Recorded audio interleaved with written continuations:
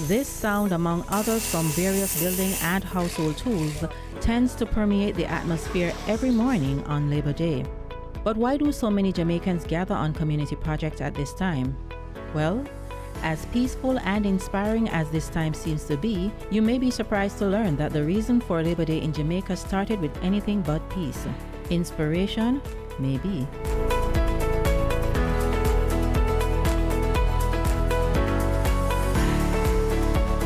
Every year on May 23, Jamaicans across the island pick up tools instead of taking time off, giving their labor to build, fix, and uplift their communities. But Labor Day is more than just a day of service. It is rooted in struggle, sacrifice, and the fight for workers' rights. To understand Labor Day, we must go back to 1938 and the Jamaica Labor Rebellion. 1938 came upon a point in time when the workers of Jamaica realized that they were being oppressed for a long time. Because even though slavery had ended 100 years before that, and the apprenticeship period would have marked its 100th anniversary in that year, the truth was the only difference at that time between the slavery days and then was that they were earning some form of a stipend. You couldn't even call that wages or worse, a salary. And a consciousness began to develop amongst the workers. They had reached their boiling point. And so one thing led to another. And when the riots broke out at Frome in Westmoreland, that really became the tipping point. And then it cascaded into a series of similar activities across the island, starting at Frome there in the west, till it ended up right across the waters down at the Kingston Harbour. Frustration grew, and on May 23, workers across the island rose up in protest. From the docks to the plantations, strikes and demonstrations spread. These protests were not just about pay, they were about dignity, fairness, and a better life.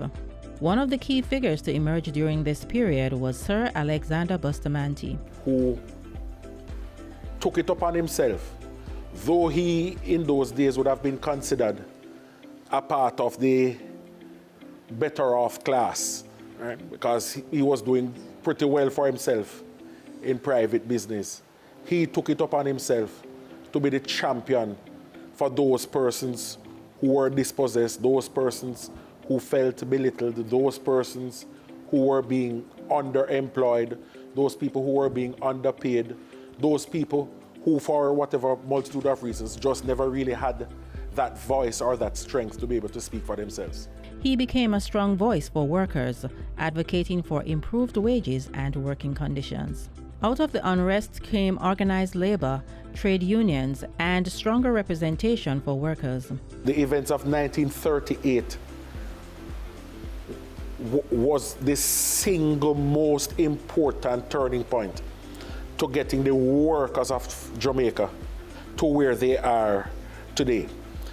Those workers' riots in 1938 built a national momentum amongst the workers in Jamaica, and led by Sir Alexander Bustamante and later on by Sir Norman Manley, those workers ended up into that chasm of what you call now organized labor, aka the unions, etc., which saw the birth then of the Bustamante Industrial Trade Union. These developments also pushed constitutional changes, setting Jamaica on a path towards self-government and eventually independence in 1962.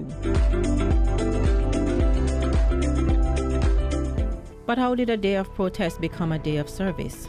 Prior to the observation of Labor Day on the island, Empire Day was celebrated annually on May 24, which was to commemorate Queen Victoria's birthday. In 1958, Empire Day was officially renamed Commonwealth Day.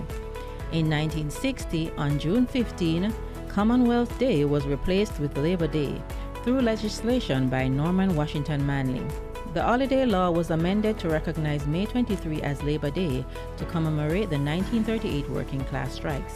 In 1972, Michael Manley dedicated Labor Day to voluntary working service and encouraged Jamaicans to contribute to national development through participation in projects rather than simply observing the holiday. The first National Labor Day project was the clearing of land and beautification of the Palisados Road, now known as the Norman Manley Highway. In 1989, the selection of themes for Labor Day was introduced to encourage national involvement. The first theme for Labor Day was education, and so the focus shifted from protest to productivity. Instead of demonstrations, Jamaicans are encouraged to give back through voluntary work. That is the reason now why I volunteer. It's because of the students.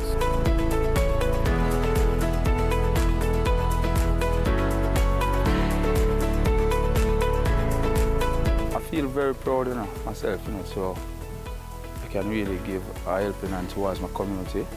Every Labor Day, when a Jamaican picks up a tool, remember the struggles and the sacrifices of those who went before us. Don't take what we have now for granted. Many people in the world would still wish to have what we have here in Jamaica right now. Remember that you're doing it for yourself. You have to live somewhere. You have to live in a community. Remember that you're doing it for your community. The better shape that your community is in is the happier everybody will be. It will be the better for your property value, will be the better for your psyche, for your emotional state. Join the movement, embrace unity, resilience, and national pride as you join your fellow Jamaicans and labor for Jamaica's future.